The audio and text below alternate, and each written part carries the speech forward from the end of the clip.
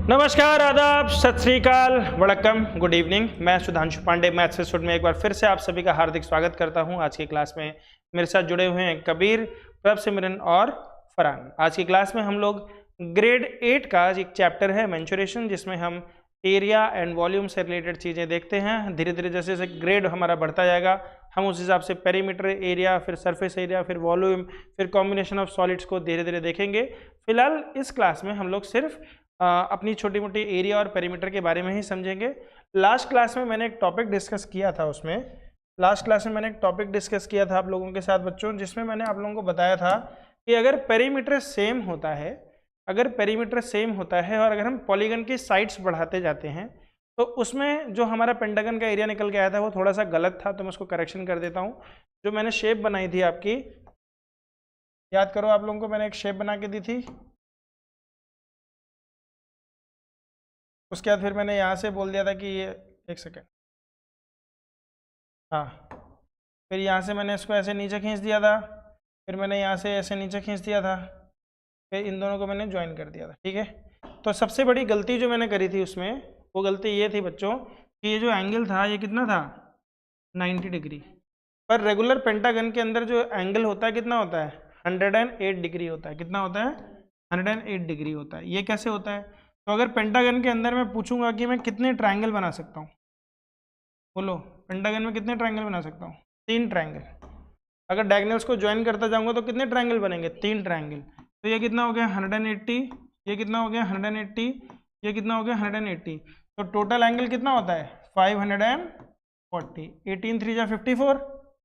और अगर मैं इसको 5 से डिवाइड करूंगा तो 5 1 जा 5, 5 1 जा 5, फिर 5 0 जा 0, 5 8 जा 40। तो ईच रेगुलर एंगल कितना आता है, 108 डिग्री। पर मैंने यहाँ पे 90 डिग्री बना दिया था जोश में, और फिर मैंने इसको रेक्टेंगल बना दिया था, और फिर मैंने इसका एरिया निकाल दिया था, और फिर इसका एरिया स्क्वायर के एरिया से कम आ गया था। तो मेरे को डाउट भी आ गया था, और मैंने तुमसे बोला था कि मैं गलत चीज़ नहीं बताऊंगा, इसको ठीक करके बताऊंगा। ठीक है, तो शेप खराब थी, कॉन्सेप्ट में कोई खराबी नहीं थी, कॉन्सेप्ट मेरे दिमाग में था। कॉन्सेप्ट क्या था कि if we have a same perimeter,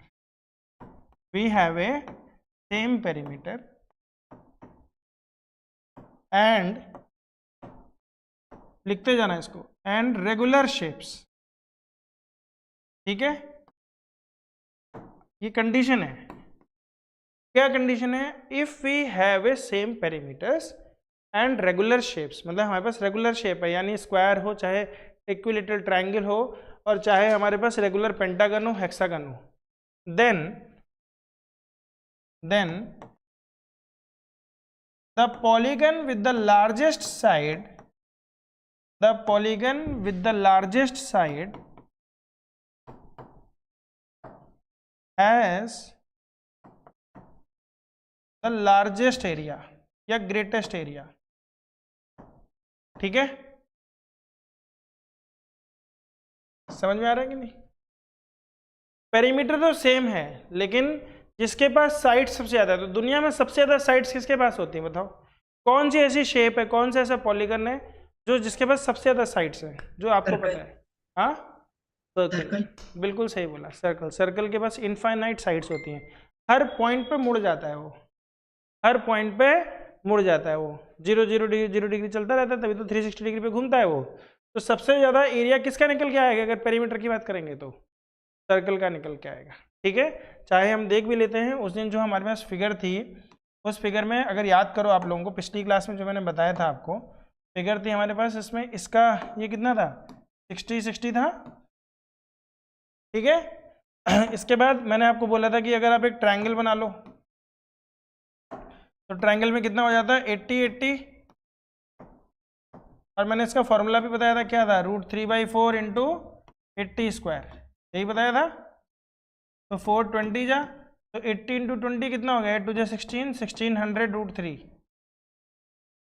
तो 1600 √3, √3 तो √4 से छोटा होता है, तो 1600 √3, 16 इंटू 2, 3200 से तो नीचे ही है। इसका मतलब क्या हो गया कि इसका एरिया ज़्यादा हो गया इससे। और सेम पेरीमीटर का हम एक वो ले लेते हैं, सर्कल ले लेते हैं। तो 2 इंटू 22/7 इंटू रेडियस, रेडियस हमें निकालना है, किसके बराबर है, 240। समझ में आ रहा है? पेरीमीटर मैंने सर्कल का सेम कर दिया, तो मैंने सबसे पहले क्या निकालना शुरू किया, रेडियस। तो रेडियस की वैल्यू आ गई बच्चों 240 डिवाइड बाई 22, 2 जा 44 इंटू 7 ऊपर चला गया, 44 नीचे आ गया, ठीक है। अब मैंने बोला पाई आर स्क्वायर, एरिया क्या होता है बच्चों, पाई आर स्क्वायर। तो पाई की वैल्यू क्या होती है 22/7, रेडियस कितना है 240/44 इंटू 7, और इसी को 2 बार मल्टीप्लाई कर दें, तो 7 से 7 कट गया, ठीक है। 22 1 जा 22, 2 जा 2 1 जा 2 120 जा, फिर 222 जा 260 जा, फिर 2 11 जा 2 120 जा, तो 12 6 जा कितना होता है 72, और 72 100, देखो 12 6 जा 72, 2 0 तो 72 100, और 72 100 को तुम किससे मल्टीप्लाई कर रहे हो 7 से, और डिवाइड किससे कर रहे हो 11 से, नीचे डिवाइड किससे कर रहे हो 11, करते हैं डिवाइड एक बार, थोड़ा थोड़ा देखते हैं कितना आता है। तो 11 1 जा 11, इसको मिक्स फ्रैक्शन में कर लेते हैं ना, मिक्स फ्रैक्शन की वैल्यू अगर बड़ी आ गई तो हमारा जवाब तो बन ही गया उससे। बोलो समझ में आ रहा है कि नहीं आ रहा?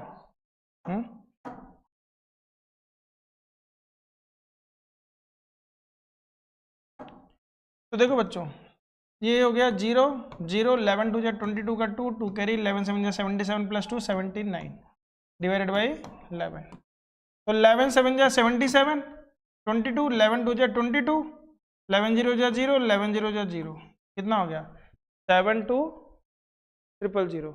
मैंने गलत मल्टीप्लाई किया गया, 7 2 जा 14, वही तो क्या मल्टीप्लाई कैसे हो गया 11 से,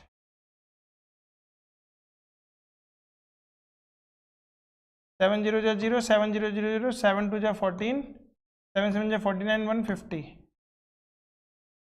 डिवाइडेड बाई 11, तो 11 4 जा 44, 50 में से 44 माइनस किया तो 60 हो गया, 6 और 4 मिला दिया तो 64 हो गया, तो 11 5 जा 55, 90, 11 8 जा 88, 20, 11 1 जा 11, तो 9/11। अब ये तो चलो डेसिमल में आएगा, पर 4581 3600 से तो ज़्यादा ही है। तो ये कॉन्सेप्ट समझ में आया। अगर आपको कभी ऐसा सवाल पूछा जाता है जिसमें आपसे बोला गया कि भैया पेरीमीटर तो सेम है, किसका एरिया ज़्यादा होगा, तो तुमने देखना है कि किसके नंबर ऑफ पॉलीगन्स की साइड्स ज़्यादा हैं, जितनी ज़्यादा साइड्स में बटेगा उतना ही ज़्यादा वो एरिया कवर कर लेगा। क्लियर होगी बात? चलो अब चलते हैं हम सवालों पे। एक कॉन्सेप्ट था मुझे बताना था, मैंने बता दिया। अब हम चलते हैं एक्सरसाइज पे। तो पिछली बार हम कहाँ तक पहुँच गए थे, हमने कौशिक का घर बना लिया था, मिस कौशिक का घर में अंदर गार्डन भी हमने डाल दिया था, है ना। अब चलते हैं वहीं से आगे वाले सवालों पे करते हैं। तो मेरे ख्याल से ये भी कर लिया था क्या हमने, क्वेश्चन नंबर 3 4 5 आगे होमवर्क दिया था। तो हम 3 4 5 को करते हैं अभी, ठीक है। क्वेश्चन नंबर 3 4 5 करते हैं।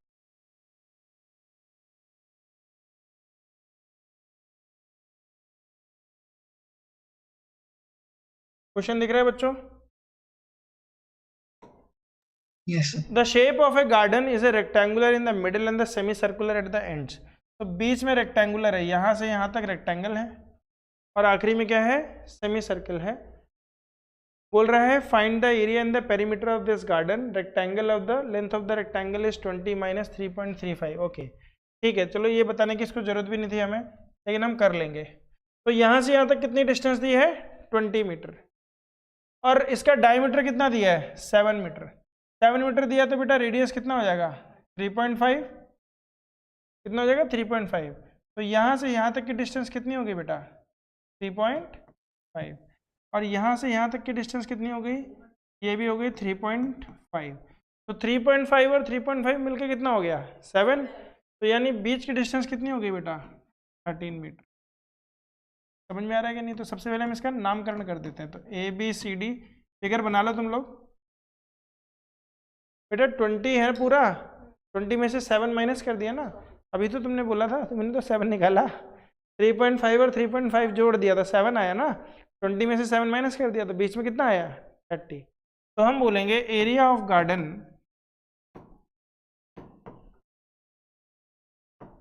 Is equal to area of 2 semi circles plus area of rectangle, यही होगा। Area of two semi circle मतलब हम क्या बोल देंगे, हम बोल देंगे 2 times half into pi r square. क्या होता है एरिया? पाई आर स्क्वायर। तो पाई की वैल्यू क्या होगी बेटा? 22/7।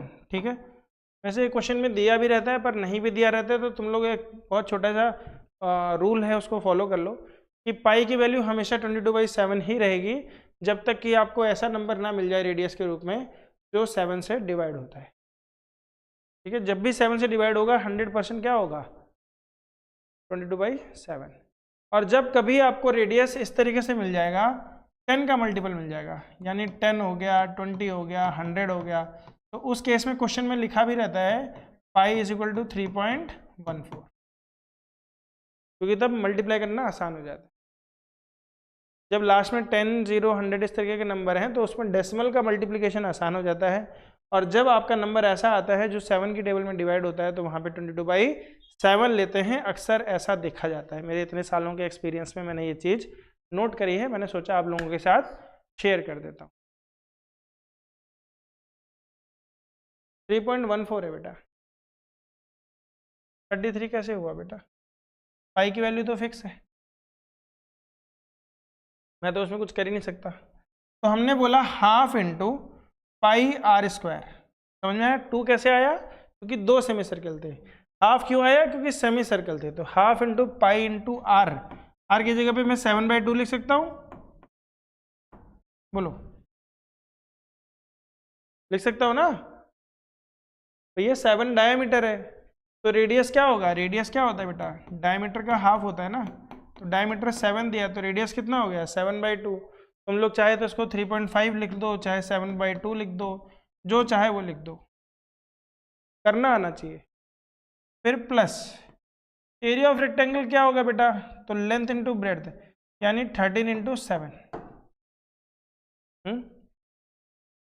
2 से 2 कैंसिल हो गया, 7 से 7 कैंसिल हो गया, 2 1 जा, 2 11 जा, तो 77/2। 77/2 कितना होता है? 38.5 प्लस 91, तो 8 1 9, 9 3 12। देखो बच्चों,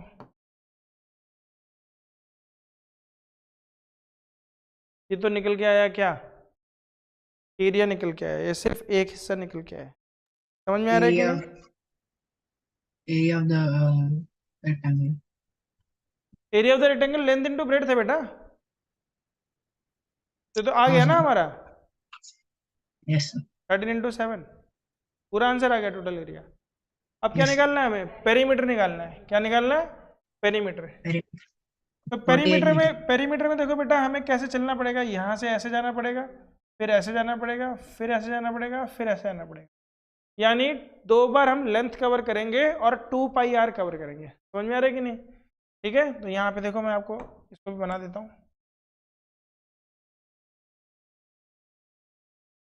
एरिया को बेटा साइड कर देते हैं, अब आते लिखते हैं perimeter of garden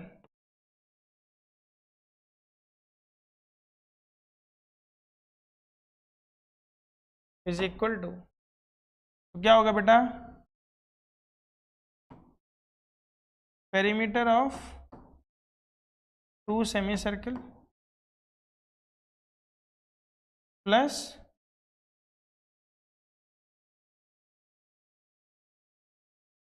AB plus CD। ठीक है, तो कितना हो गया? 2 इंटू कितना होता है बेटा?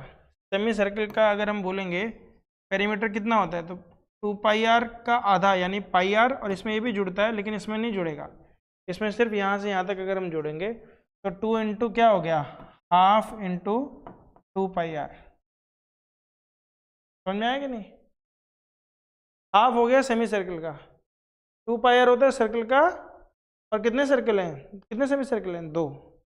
ठीक है, तो यहाँ से ये कट गया तो कितना आ गया? 2πr ही तो आ गया, प्लस ये भी कितना है? 13 प्लस 13, 13 प्लस 13 26, और 26 प्लस 2 इंटू 22/7 इंटू 7/2। 2 से 2 कट गया, 7 से 7 कट गया, तो कितना आ गया 26 + 22 38 मीटर। देख लो, कुछ नहीं आ रहा है समझ में तो बताओ, और समझ में आ रहा है तो लिख लो। एग्जाम में पूरा पूरा लिखना होता है इसी तरीके से।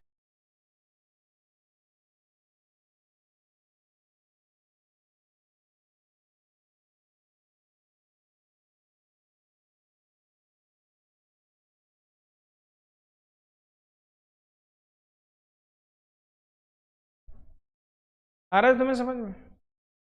लिख भी रहे हो तुम?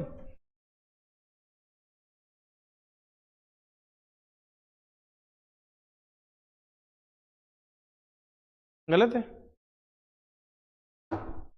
तो हो सकता है गलत होगा, बिल्कुल, इसलिए मैं चाहता हूं कि कोई ना कोई जगता तो रहे।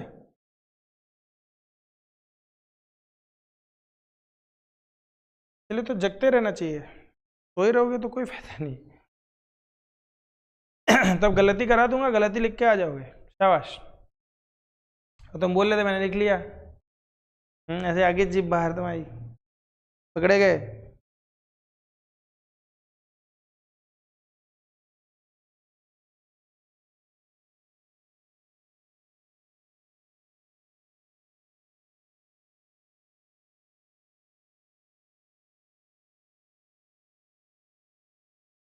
बोलो बच्चों, हो गया? अगला question.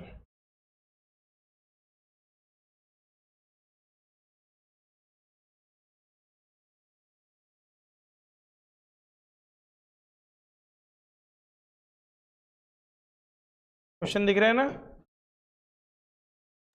Yes, sir.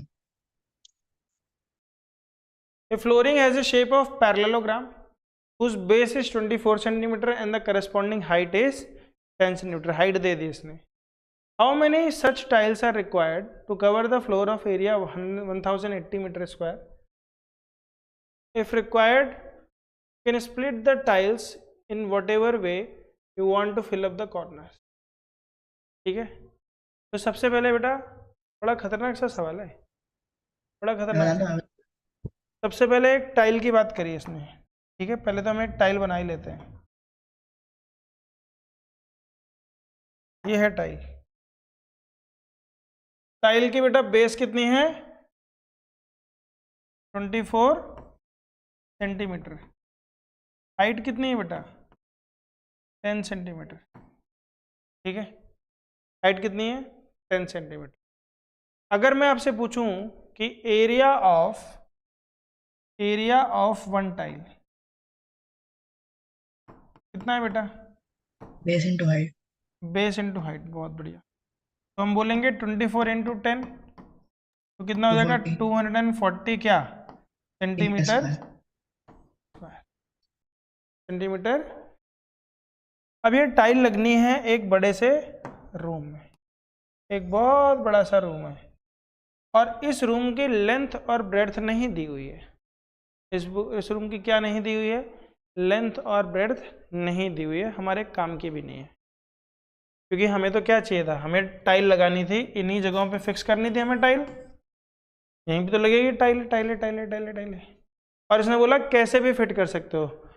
If required you can split the tile, मतलब टाइल अगर फिट नहीं हो रही है कॉर्नर में तो काट के फिक्स कर सकते हो। उस दिन काट के मैंने शेप्स बनाई थी, पैरेललोग्राम का क्या बना दिया था? स्क्वायर बना दिया था, स्क्वायर का फिर ट्रायंगल बना दिया था। याद आ रहा है कि नहीं आ रहा है? तो वैसे ही टाइल भी कट जाती है, पैरेललोग्राम की टाइल है भी तो कट जाएगी, नहीं कट जाएगी? कट जाएगी, फिट हो जाएगी। पैसे बचाने हैं ना, टाइल वेस्ट थोड़ी करनी है। तो अब हम कैसे करेंगे? तो number of tiles is equal to number of tiles required to cover. Floor को मीटर से सेंटीमीटर में नहीं करेंगे? करेंगे बेटा। टू कवर कितना एरिया बेटा? 1080 metre square is equal to 1080 metre square divided by area of one tile. Area of one tile समझ में आ रहा है? तो एरिया ऑफ वन टाइल कितना है? तो अब यहाँ पे आते हैं, फिर से हम लिखेंगे number of tiles is equal to 1080 divided by, नीचे कितना था 240। तो बेटा 240 को हमने किस में कन्वर्ट कर दिया था, सेंटीमीटर स्क्वायर था, तो ऊपर मीटर स्क्वायर है तो उसको भी सेंटीमीटर स्क्वायर में करेंगे। हमें एक चीज़ रूल याद रखना होता है कि जब भी हम रेशियो निकालते हैं या डिवीजन करते हैं तो ऊपर और नीचे सेम वैल्यू होनी चाहिए, सेम यूनिट होनी चाहिए, सॉरी वैल्यू सेम नहीं होनी चाहिए, यूनिट सेम होनी चाहिए। तो नीचे क्या था हमारे पास सेंटीमीटर स्क्वायर, ऊपर क्या था मीटर स्क्वायर। तो 1 मीटर में कितने सेंटीमीटर होते हैं 100, तो हमने लिख दिया 100 सेंटीमीटर का होल स्क्वायर। समझ में आ रहा है कि नहीं, जो 1 मीटर था उस मीटर की जगह पे मैंने 100 सेंटीमीटर का होल स्क्वायर कर दिया। तो मेरा आंसर आ जाएगा बच्चों 1080 इंटू 100 को कितनी बार मल्टीप्लाई करेंगे 2 बार, into centimetre square divided by 240 centimetre square. Centimetre square से सेंटीमीटर स्क्वायर कट गया, 0 से 1 0 कट गया, फिर 24 की टेबल में 108 नहीं, चलो 12 की टेबल, 12 2 जा 24, 12 9 जा 108, 2 1 जा 245 जा, कितना आ गया 45। तो 45 के बाद 2 0 और 1 0, तो 45,000, 4,500 नहीं 45,000 टाइल्स आ रही हैं। 45,000 टाइल्स तो बहुत ज़्यादा हो गया, मुझे लग रहा है कुछ गड़बड़ कर दिया मैंने। फिर से देखते हैं, 0 से 0 कट गया, 24 4 जा 96, 96 तो 120, 24 5 जा 120, ठीक है 45 सही है बेटा। 4,500 टाइल लगेंगी, नहीं नहीं 45,000। बुक है किसी के पास, ये कबीर है, कबीर बताओ बेटा 45,000 है क्या? अभी तो ये थोड़ी बताने की है, उसको खोल के देखना है, समझा करो क्या हाँ बोले। 45,000 है, यस देखो यस यस सही है ना, ठीक है लिख लो बेटा 45,000 टाइल्स लिख लिया। समझा दूं बेटा, इसने बोला कि एक बड़ा सा रूम है जिसका एरिया है 1080 मीटर स्क्वायर, उसके अंदर हमें टाइल फिट करनी थी जिसका इन्होंने बेस दिया था और हाइट दे रखी थी और उसका शेप बताया था पैरेललोग्राम है। तो उस पैरेललोग्राम का एरिया क्या निकल के आ गया, बेस इनटू हाइट।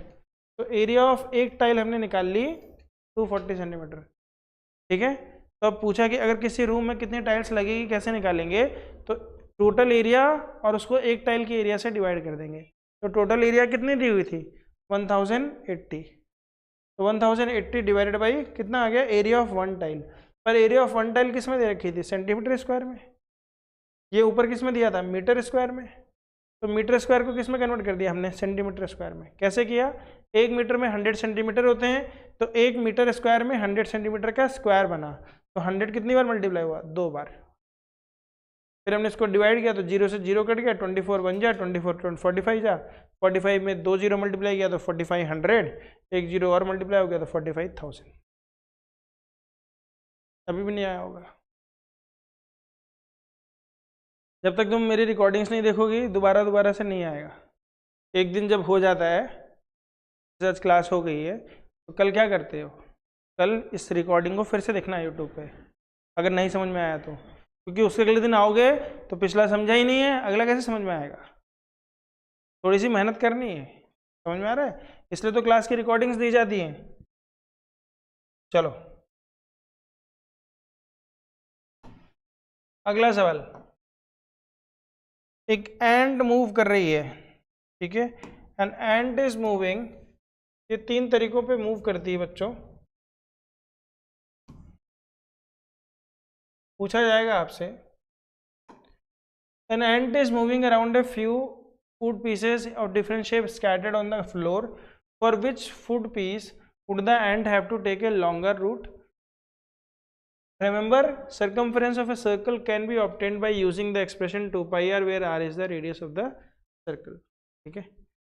अब मान लो इसमें अगर वो घूमती है, मान लो फूड यहाँ पे है और पूरा चक्कर घूम के आती है वापस, तो यहाँ पे पहले वाले केस में कितना घूमेगी, तो हम बोलेंगे 2 पाई आर, पहले वाले केस में कितना घूमेगी 2 pi R plus 2 into D, sorry 2 into are.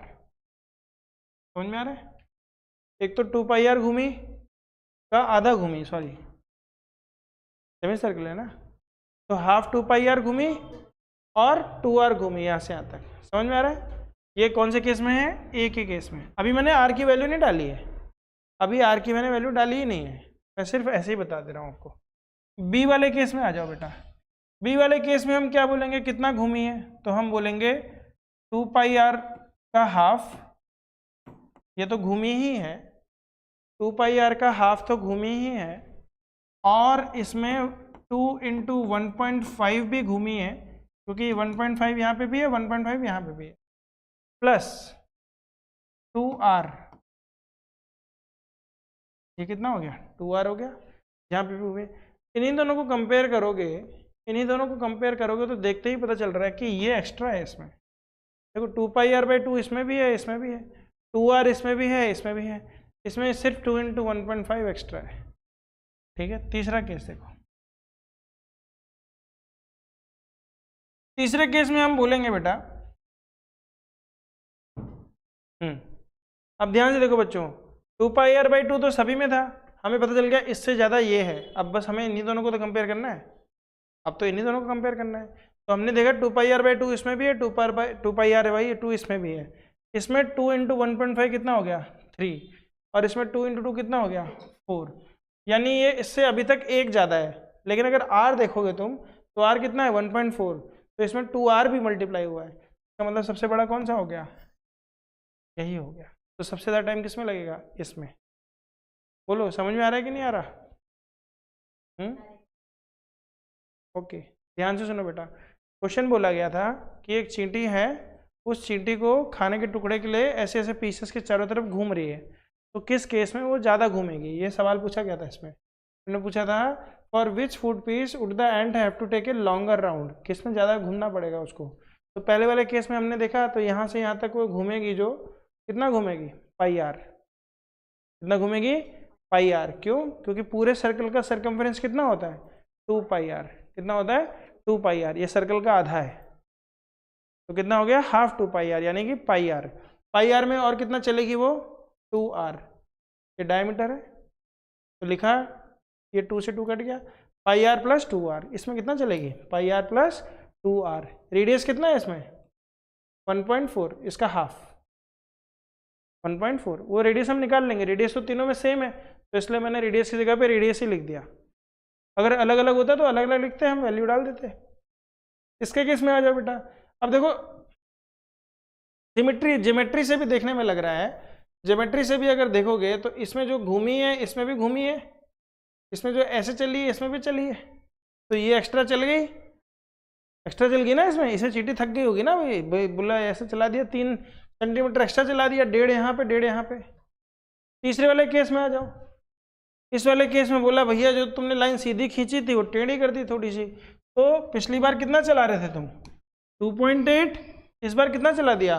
4, यानी 1.2 एक्स्ट्रा चली हूँ इसमें, इससे इसमें 1.2 एक्स्ट्रा चली हूँ, लेकिन ये तो भैया 3 एक्स्ट्रा है, इसमें तो 1.2 ही एक्स्ट्रा चली हूँ, इसमें 3 एक्स्ट्रा है, तो इसका मतलब सबसे ज़्यादा किसमें रूट लगा? इसी में लगा। आगे समझ में? आगे बढ़े, बोलो बेटा आया कि नहीं आया? चलो अब चलते हैं बेटा, एरिया ऑफ द ट्रेपेजियम निकालते हैं हम लोग। ठीक है, तो ट्रेपेजियम की शेप पता है तुम लोगों को कैसी होती है? Yes sir. ये क्या है? ट्रेपेजियम है। क्या रूल होता है इसमें ट्रेपेजियम में? कि एक पेयर अपोजिट साइड्स आपस में पैरेलल होती हैं, एक पेयर अपोजिट साइड्स आपस में पैरेलल होती है। पहले तो लिख लो, ट्रेपेजियम के बारे में लिख लो। Trapezium is a quadrilateral, trapezium is ए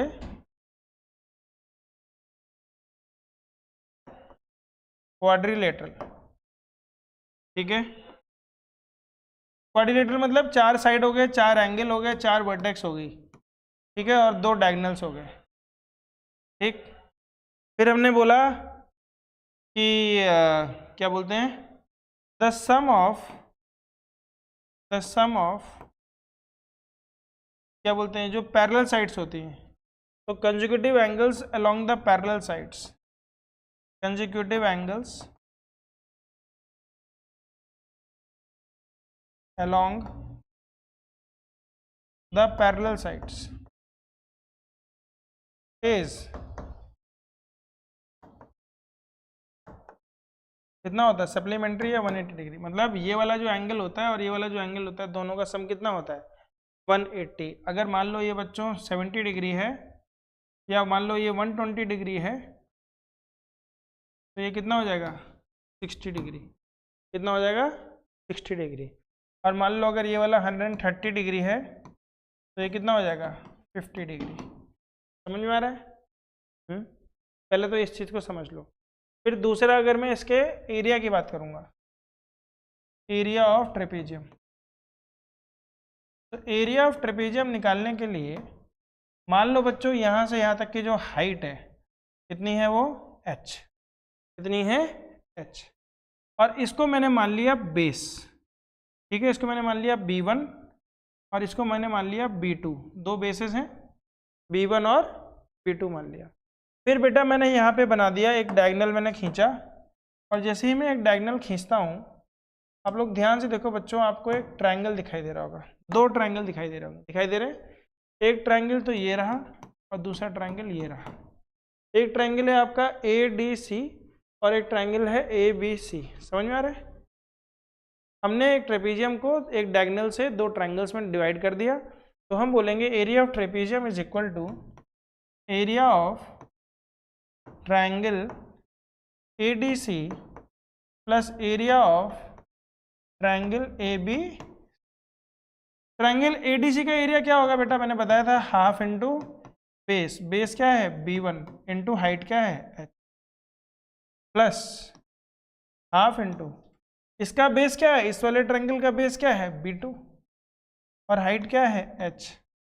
तो हम बोलेंगे ओवरऑल एरिया क्या हो जाएगा हाफ इंटू h, ब्रैकेट में क्या आ जाएगा B1 प्लस B2। दोनों में से हाफ h कॉमन ले लिया, डिस्ट्रीब्यूटिव प्रॉपर्टी लगा दी, दोनों में से हाफ और h कॉमन ले लिया, डिस्ट्रीब्यूटिव प्रॉपर्टी लगा दी, तो क्या बन गया बच्चों B1 प्लस B2। हमारा एरिया आया half into sum of the bases into height, half into sum of the bases into height. समझ में आ रहा है? एक ट्रेपेजियम था, इसको दो भागों में बांटा, दोनों अलग अलग ट्रायंगल का एरिया निकाला, half into base into height, half into base into height. Base दोनों में गिवन था, इसका B1 था, इसका B2 था। जब दोनों को जोड़ा गया बेटा तो हाफ और हाइट दोनों में कॉमन निकल के आ गए, ब्रैकेट में इसका बेस और इसका बेस आ गया, तो ये फॉर्मूला बन गया half into sum of the bases into, देख लो। तो मुझे अपने दिमाग से बताओ कि कितने प्रकार के सवाल पूछे जा सकते हैं। चलो, जैसे ही फॉर्मूला दिखता है आपके दिमाग में पहली चीज़ क्या आनी चाहिए कि सवाल कितने प्रकार के पूछे जा सकते हैं। कौन बताएगा मुझे कि इस फॉर्मूले में कितने सवाल बन सकते हैं? What is the sum? What is B1 और B2? नहीं, मुझे काउंटिंग बताओ कि सर 2 प्रकार के सवाल बन सकते हैं, 5 प्रकार के सवाल बन सकते हैं, 3 प्रकार के सवाल बन सकते हैं, कितने प्रकार के सवाल बन सकते हैं? ये विजनरी चश्मा क्या तुम्हारे पास है कि एक फॉर्मूला दिखा और मैंने ये ढूंढ लिया कि कितने प्रकार के सवाल बन सकते हैं? 4 प्रकार के बन सकते हैं। क्यों? क्योंकि 4 वेरिएबल हैं। पहला वेरिएबल है A, दूसरा वेरिएबल है बेस 1, तीसरा वेरिएबल है बेस 2, चौथा वेरिएबल है हाइट। तो 4 में से हमेशा सवालों में 3 चीजें गिवन होंगी, चौथी पूछ ली जाएगी। तो सवाल आपका ट्रेपेजियम का नहीं हुआ, सवाल आपका क्या हो गया linear equation in 1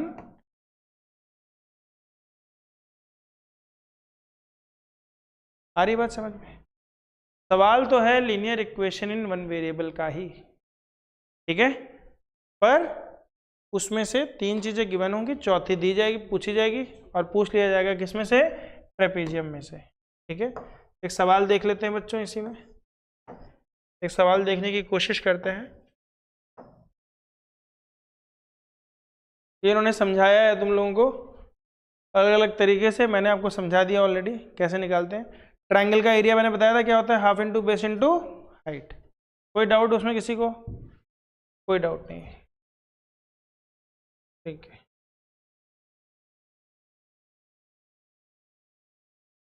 cut trapezium ये एक्सरसाइज इन्होंने कराई है। चलो हम तो आएंगे सीधे सवालों पे। ठीक है, 2 सवाल तुम लोगों को दे रहा हूँ, फटाफट से करके बता दो क्या आएगा।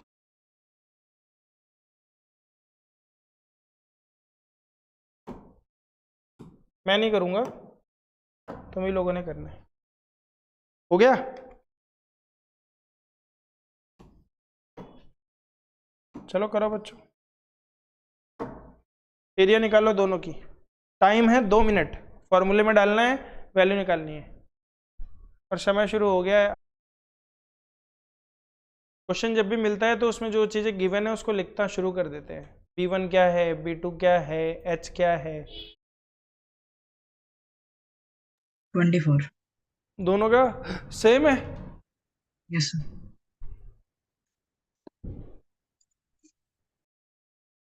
B1 क्या है बेटा इस क्वेश्चन में? 9। B2 कितना है? 7। H कितना है? 3। Area is equal to half into 9 + 7 into 3। 2 1 जा 2 8 जा, 9 + 7 16 होता है, तो 8 3 जा कितना हो गया 24। लेकिन पूरा आंसर नहीं बताया था, 24 सेंटीमीटर स्क्वायर। दूसरा क्वेश्चन, दूसरे क्वेश्चन में भी बोलेंगे हम हाफ इंटू 10 + 5 इंटू 6। 2 1 जा 2 3 जा, तो ये 45 सेंटीमीटर स्क्वायर आया। तुम्हारा कैसे आ गया भैया? तुम्हारा 24 आ गया दूसरे में भी? क्या कर दिए तुम हैं शाहरुख खान? ये क्या किए हो? जल्दबाजी। जल्दबाजी। सही करो। जल्द। क्या फायदा उस जल्दबाजी का, क्या फायदा उस गरम हलवे को खाने का अगर मुंह ही जल जाए। हाँ, स्वाद अनुसार थोड़ा धीरे धीरे खाया जाए। मैंने तो 2 मिनट दिए थे, तुमने बोला मैं तो 30 सेकंड में कर देगा सर, अपन इस क्वेश्चन को 30 सेकंड में फोड़ देगा। और खुद ही फूट गए। 6। नहीं, कुछ नहीं। कार्टून है ही इतने सारे। हो गया बेटा, सही है, समझ में आ रहा है प्रभ? कुछ समझ आ रहा है प्रभ? सिमरन समझ आ रहा है? आगे बढ़े। तुम्हारा फेवरेट हीरो कौन है? सनी देओल? नहीं। चलो, तो तुम्हारे सामने सवाल ये रहा कि हमारी कंप्यूटर स्क्रीन पे, तो सवाल ये है, ये रहा आपका सवाल आपकी कंप्यूटर स्क्रीन पे। इसमें से खोजने की कोशिश करो। मैं बता देता हूँ, ये है 14, ये है 10, ये है 5 और ये है 4। ऐसे सवालों को करना है। कर पाओगे? निकालना एरिया ही निकालना है। है। दिख नहीं रहा। हाँ, दिखेगा कैसे, इतना बढ़िया है ही नहीं है। मैं करके दिखाता हूँ, थोड़ा साफ सुथरा बना देता हूँ। ठीक है, ये तुम्हारे पास ग्राफ है, दिख रहा है ग्राफ? ठीक है, इस ग्राफ में बेटा आपको एक लाइन दे रखी है 10 सेंटीमीटर की। ठीक है, कितने की है? 10 की है। उसके बाद एक लाइन दे रखी है आपको 5 सेंटीमीटर की, 1 2 3 4।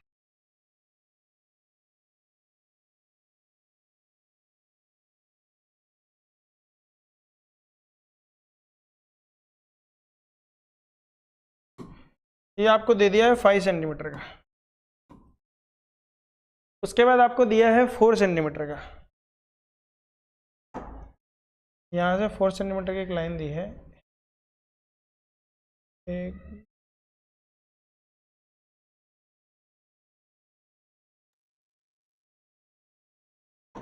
ये इन्होंने दे दिया 4 सेंटीमीटर का। फिर इन दोनों को ज्वाइन कर दिया और ये आपको दे दिया है 14 सेंटीमीटर का। और आपको निकालना है इसका एरिया। हाँ, नीचे वाला 10 तो ये तो तुम ऐसे ही नाप लोगे ना। 8 centimetre square. 8 8 centimetre square first पहले वाले। 8 सेंटीमीटर स्क्वायर, आंसर ही बता दिया तुमने। 8। कितना? 48। कैसे निकाला बताओ जरा मुझे। पहले तो वो ग्राफ को जो 4 क्यूब्स हैं उनको 4 सेंटीमीटर मान लो। क्यों? क्योंकि जब 4 टेढ़े में क्यूब्स हैं। 4 है तो सीधे में कैसे 4 होगा? फिर तो एंगल 90 डिग्री हो जाना चाहिए था। जब ये टेढ़े में 4 है तो सीधे में कैसे 4 हो सकता है? इसलिए तो ये बनाया मैंने। नहीं आ रही बात समझ में? वो ये कह रहा है कि इसको 1 सेंटीमीटर मान लो, तो 1 2 3 4 आ गया, तो हाइट तो मिल गई। मैंने उसको यही समझाया कि अगर ये सीधे में 4 है तो टेढ़े में 4 नहीं होना चाहिए था, क्योंकि शॉर्टेस्ट लेंथ ये सीधी तो होती है, तो टेढ़ा है, तो टेढ़े में 4 दिया हुआ है, सीधा कैसे निकालोगे तुम? बताओ ये सवाल कैसे होगा?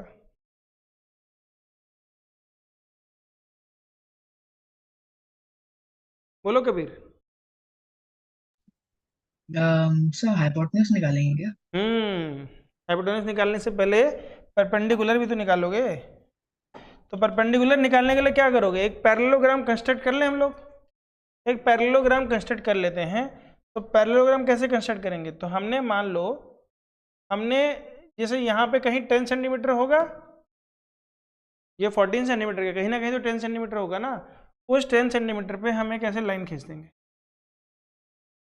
क्या खींच देंगे? लाइन खींच देंगे। तो ये कितना हो गया? 4 सेंटीमीटर। ठीक है। और ये कितना हो गया? 4 सेंटीमीटर। ये 4, ये 4, ये 5। ये पैरेललोग्राम। ठीक है। इस पैरेललोग्राम के एरिया में अगर इस आइसोसेलेस ट्रायंगल का एरिया जोड़ देंगे, इस आइसोसेलेस ट्रायंगल का एरिया जोड़ देंगे तो हमारा आ जाएगा। ठीक है, हमारा ओवरऑल एरिया आ जाएगा। कैसे निकालेंगे हम? अब मुझे लग रहा है कि यहाँ पे तुम लोगों के सिलेबस के बाहर चली जाएगी चीज़, क्योंकि अगर हम इस पैरेललोग्राम का एरिया निकालें, सॉरी इस ट्रायंगल का एरिया निकालें, तो ट्रायंगल का एरिया देखो कैसे निकलता है बेटा। वो तो 9th में आती है। एक कौन सी थ्योरम है वो? Heron's formula. हीरोन्स फार्मूला याद है? पढ़ाया ही नहीं गया है। तो मुझे लग रहा है कि ये सवाल जो है, ये सवाल बनेगा नहीं, इसमें बुक में सवाल नहीं बनेगा। इसमें खाली आपको बताया गया है कि पैरेललोग्राम किस तरीके से अलग अलग तरीके से बनाए जाते हैं जिनका एरिया इक्वल है।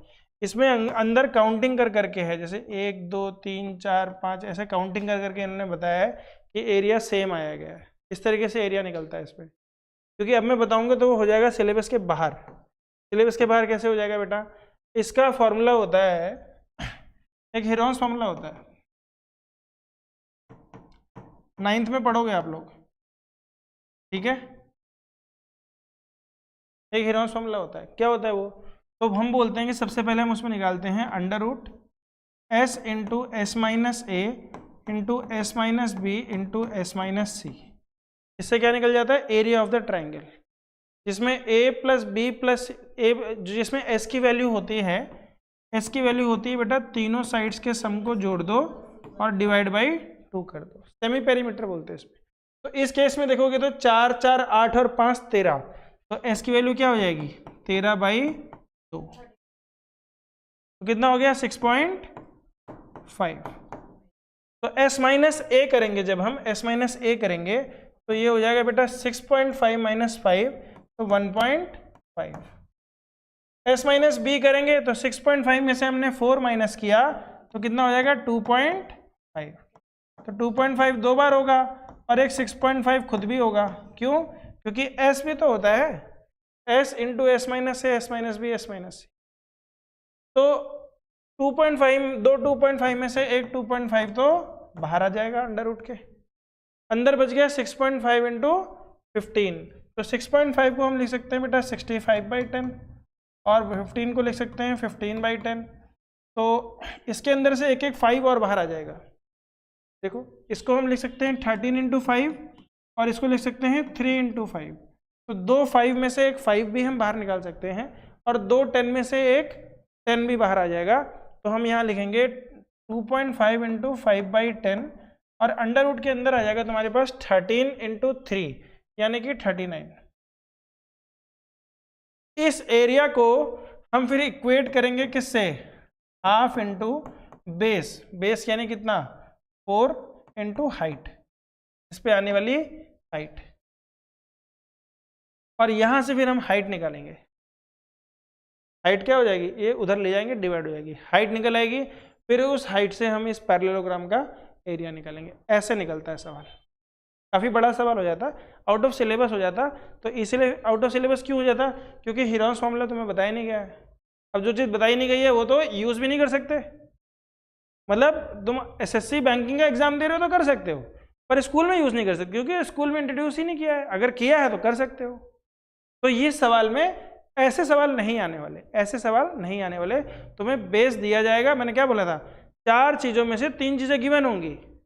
इसमें देखो हाइट गिवन ही नहीं है, एरिया भी गिवन नहीं है, तो 2 अननोन हो गए, ना तो एरिया गिवन है ना हाइट गिवन है। तो हम इस सवाल को, ये सवाल नहीं बनता। समझ में आ गई बात, आगे बढ़े। Area of the general quadrilateral. General quadrilateral का अगर हमें एरिया निकालना है तो हम कैसे निकालते हैं उसको,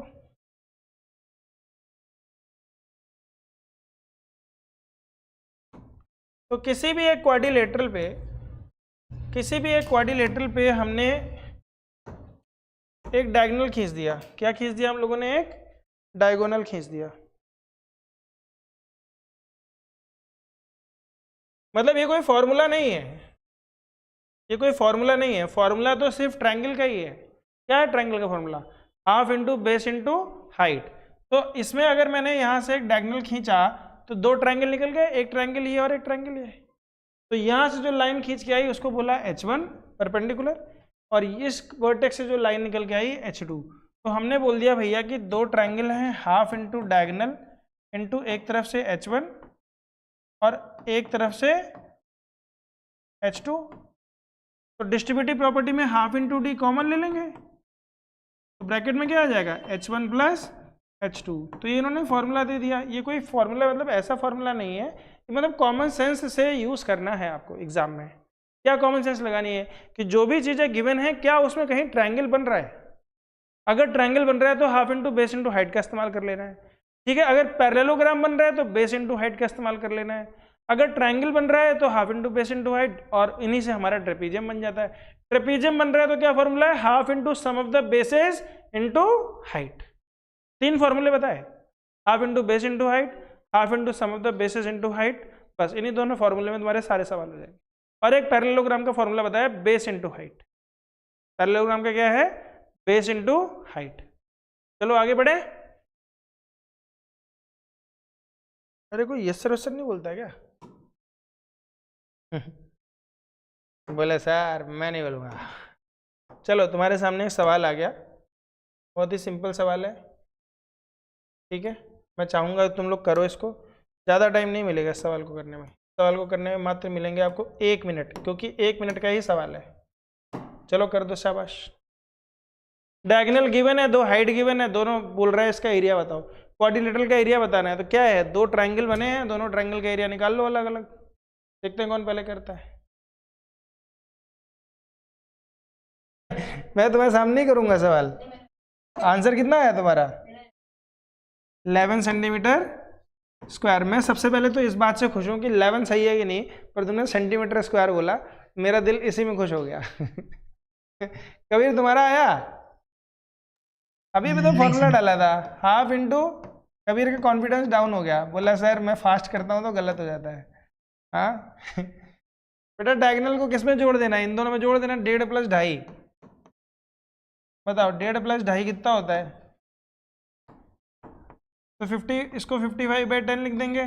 मैं तो रिस्क लेता ही नहीं। और 2.5 प्लस 1.5 कितना हो जाता है, 4 हो जाता है। तो 2 1 जा, 2 2 जा, 2 1 जा, 2 5 जा, 5 1 जा, 5 11 जा। बिल्कुल सही जवाब दिया है प्रभु ने, तालियों के साथ स्वागत किया जाए मेरा। चलो अगला सवाल। तो ये तो समझ गया ना, इसमें तो कुछ है नहीं। अब आते हैं area of the special quadrilateral. Special quadrilateral क्या क्या होते हैं, ध्यान से समझ लो। चलो क्वाड्रिलेटरल की ही कुछ प्रॉपर्टीज और फिर इसके अंदर स्पेशल क्वाड्रिलेटरल्स की प्रॉपर्टीज को हम समझेंगे। फटाफट से हेडिंग डाल दो, अरे टाइम ही खत्म। हेडिंग डाल दो क्वाड्रिलेटरल। क्वाड्रिलेटरल की प्रॉपर्टीज भी समझ लो। ये दिख रहा है तुम्हें हरे में, मेरे ख्याल से तो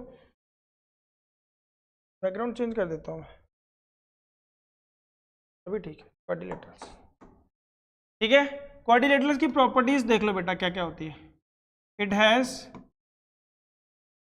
4 साइड्स। कितनी साइड्स? 4 साइड्स। फिर क्या होते हैं क्वाड्रिलेटरल्स में? It has 4 angles. और क्या होते हैं? बाइसेक्टर की तो अभी बात ही नहीं करी।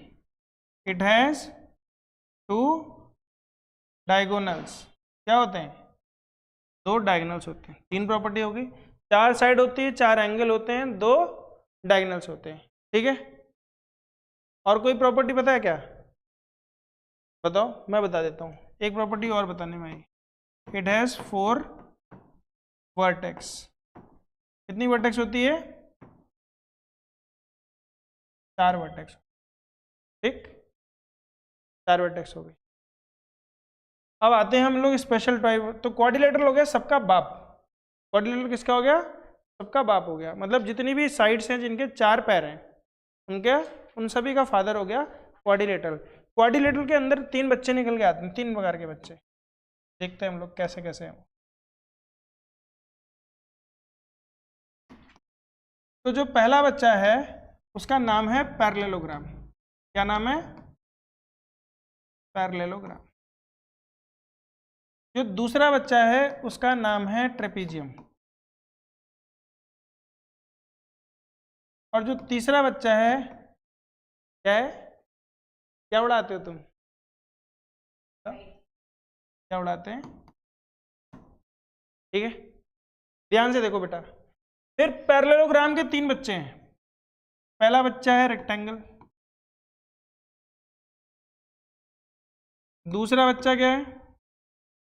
बोलो। Rhombus.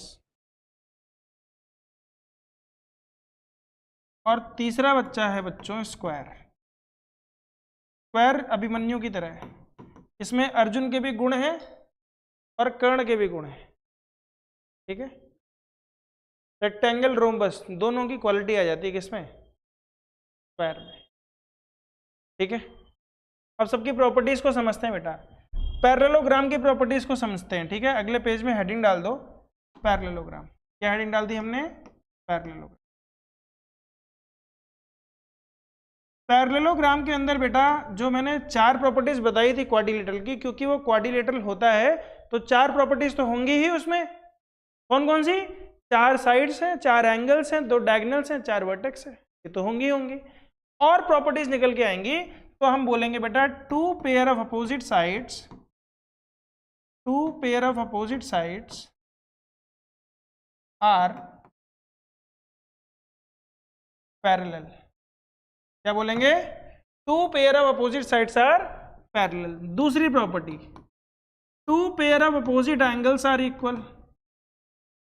2 pair of opposite angles are equal. लिखते जाना। फिर मैंने बोला sum of consecutive angles, sum of consecutive angles is supplementary. ठीक है, ये कोई बताएगा नहीं इस साल, मैं पहले से बता दे रहा हूं ताकि अगली साल तुम जब पढ़ो इसको तो तुम्हें ये चीजें याद रहें। कोई नहीं बताएगा, ये मैं पहले ही बता दिया तुम लोगों को। फिर 2 pair of opposite sides are equal. 2 pair of opposite sides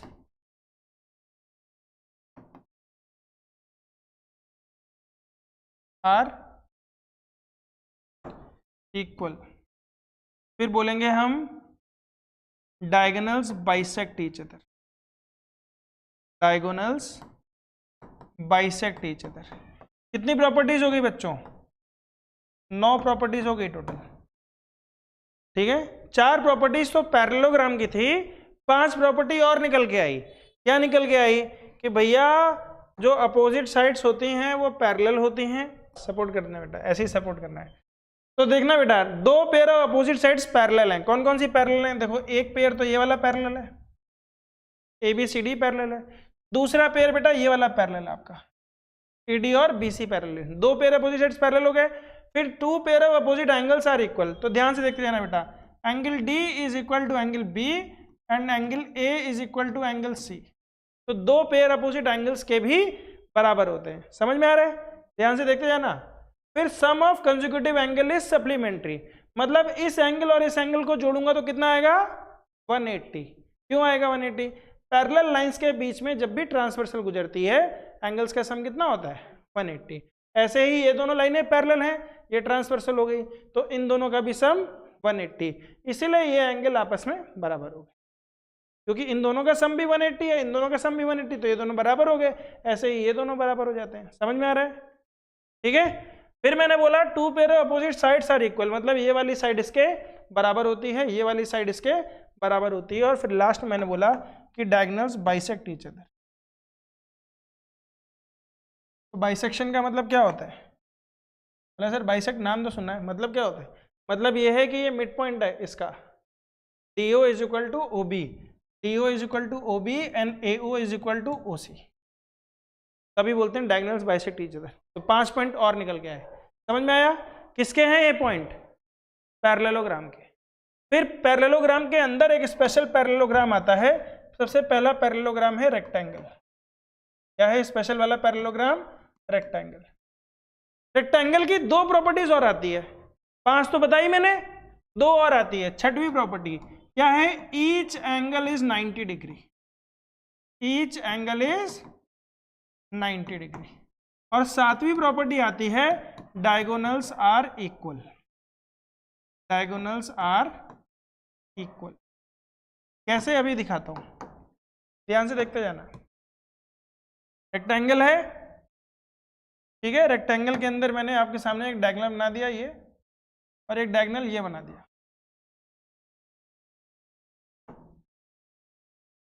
ठीक है। अब तुम लोगों के सामने 2 राइट एंगल ट्रायंगल निकाल के दिखा रहा हूं मैं, ध्यान से देखते रहना बेटा, कोई मिस कर गया तो फिर समझ नहीं आएगा।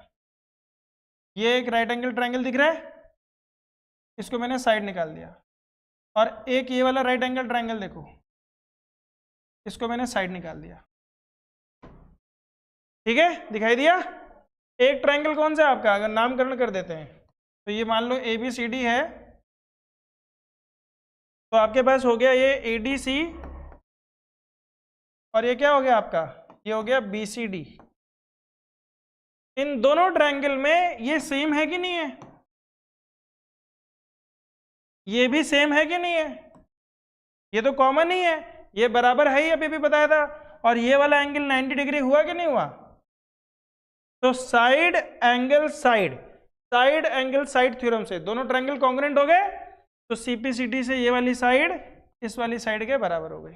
तो डायगोनल्स आपस में क्या हो जाते हैं? इक्वल हो जाते हैं। डायगोनल्स क्या हो जाते हैं? आपस में इक्वल हो जाते हैं। समझ में आ रहा है? तो बच्चों आज की क्लास हम यहीं खत्म करते हैं, अगली क्लास में इसके बारे में और समझेंगे, और फिर एरिया वेरिया हम देखेंगे उसी में। ठीक है, आज की क्लास दोस्तों यहीं खत्म करते हैं। जय हिंद, जय भारत, गुड बाय।